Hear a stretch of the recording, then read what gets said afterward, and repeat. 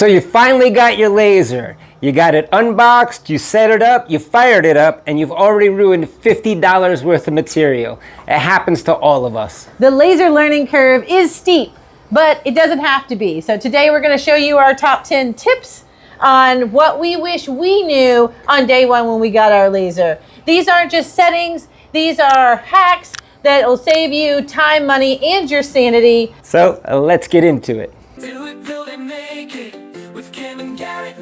Tip number 1, stop trusting your autofocus. The mistake, beginners assume that the plunger or the autofocus is perfect straight from the factory, but the truth is it almost never is. The fix here is trust but verify. Learn to focus with a ramp test until you know your autofocus is calibrated. We're going to show you quick and easy how to run a ramp test. This is something that's confusing for beginners, so we're going to show you how to do that right now. We're going to place a 1/4-inch piece of MDF. You can use any wood. And then we're going to just basically put it on a ramp here. So we've got 3 pieces here so that it's a little bit elevated at this end and it's flat at this end. So we're going to start just a cut line from the top to the bottom, and you're going to have varying focal heights. You see here it's small, and as it cuts down here, the focal height gets larger. The point at which the cut is perfect is going to be the proper focal height. So you'll lay it flat and then you'll measure that distance. Let's give it a go. Now before I move my board, I'm going to draw a line so I can put it back in the right area. Now let's see where it cut through perfectly. Here you can see we are definitely out of focus down here. A fat line like this shows that you are out of focus. So where does it look like it cut through cleanly? Up here looks great, but did it make it all the way through at this point? So let's flip it over.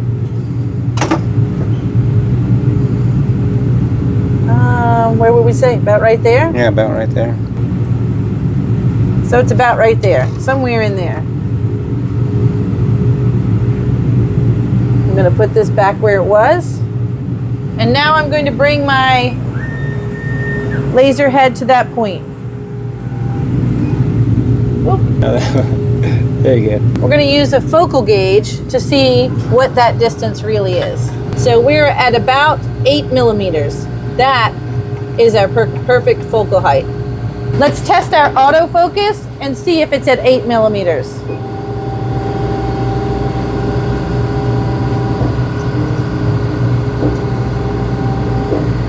This is what our autofocus is currently set at. 8 millimeters, perfect. Our autofocus is correct. Quick tip, if your focal height is not correct, you can easily change it in LightBurn. You're just gonna go over here to Laser Tools, Machine Settings, and you're gonna scroll down to Focus Distance. Ours is currently set to 7.5, that works great. Tip 2, trust your calipers, not the label. Not all 1/8 inch is created equal. These are both 1/8 inch, and it's supposed to be 0.125, right? That's 1/8 inch. This one here, this one is 0.118. And now let's check this 1/8 inch. This 1/8 inch, 0.110. See, these are 2 different 1/8 inches. They both say 1/8 inch. Now, if I'm designing tabs and slots, I'm making big mistakes. When downloading a file with tabs and slots, you're gonna need to adjust the file to match your material thickness. Now, if I just assume that my material is 0.125 and the file says it's 0.125, but my actual thickness is 0.118 like this is, it's gonna be all floppy. It's gonna flop around. So I need to make sure my slot, which is this area that's missing material, is the same thickness as my material. And I'm gonna need to make sure that my tabs also reflect the thickness of my material. So we'll just slide this together real quick, put these 2 slots together. Then we can slide our tabs into these slots here. Tip number 3, stop asking Facebook what the settings are for this material. Every laser is different. Instead, we're going to run a material test card either inside LightBurn or Xtool Studio. They're both settings and super easy to do. Tip number 4, the inside out rule. The mistake is cutting the outside shapes first, then going to cut the inside shapes or engrave. The problem is Once you cut that outside shape, it's going to drop. Maybe it shifted slightly, maybe it just fell all the way through, and now your engrave or your cut is going to be misaligned. The fix: set your layer orders in Xtool Studio or LightBurn so that your inner shapes cut out first or engrave first. This is easy to do. You can optimize your settings in LightBurn or put your inner shapes on a different color layer and make sure that has priority. Tip number 5, the air assist and the blowtorch effect. Air assist isn't just for cooling, it's for pushing away debris and keeping the flame down. The rule here, for cutting, you're going to want your air assist all the way up. If you're engraving, you want to bring your air assist down very low so that it keeps the smoke off the lens and prevents the blowtorch effect. Tip number 6, absolute coordinates versus user origin. I think this is the #1 reason that beginners crash their laser head. Absolute coordinates means the laser bed is mapped out and that matches exactly to the grid that's on the screen. Meaning wherever you place your design on the screen will cut it exactly in the same spot on the laser bed. Think of absolute coordinates like a GPS map for your laser bed.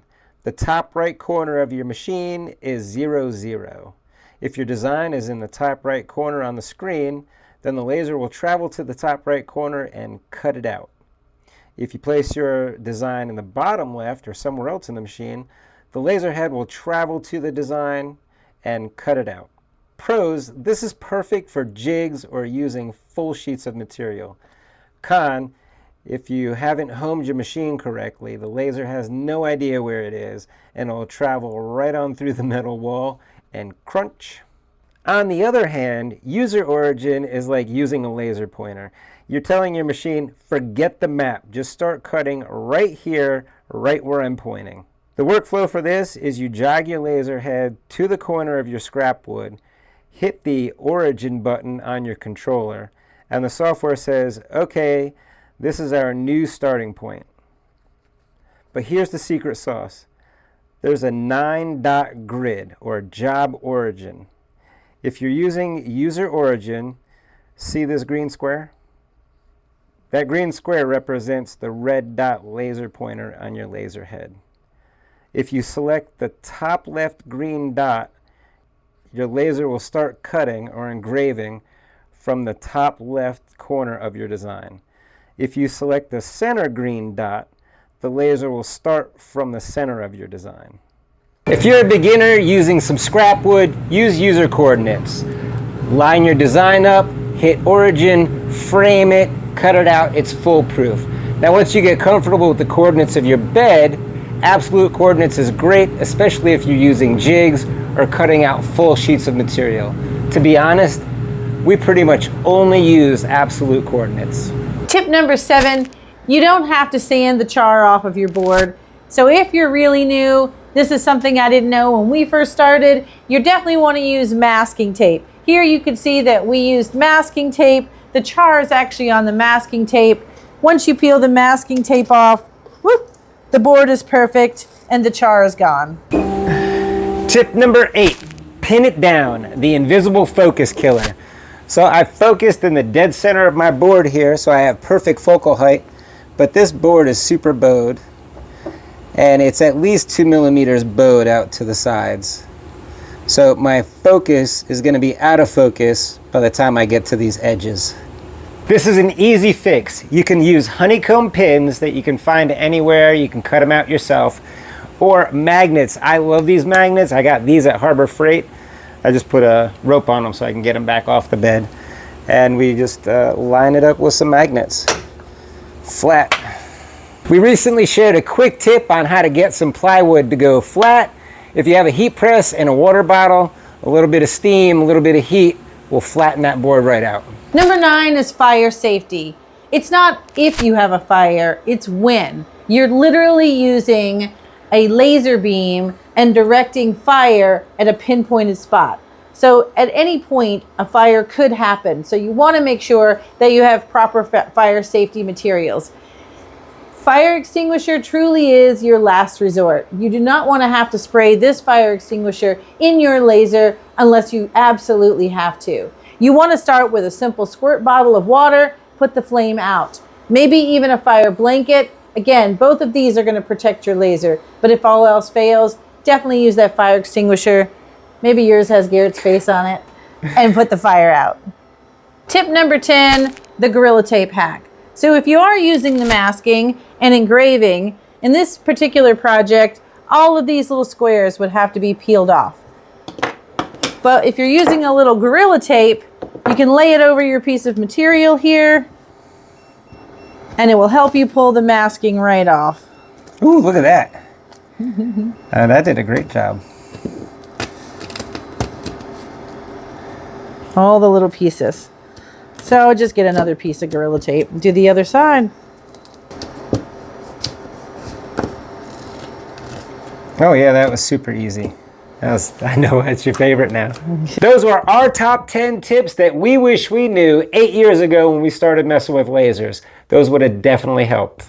Now, if you ever have any questions, the Make It Mafia family you see scrolling by here are always willing to help. You can join us over on our Facebook group. If you're a top tier patron, you have a super secret top tier patron Facebook group, the Discord channel. There's lots of places to get help. So if you're new, come join the family, the Make It Mafia family, and you'll have a whole group of people to help you.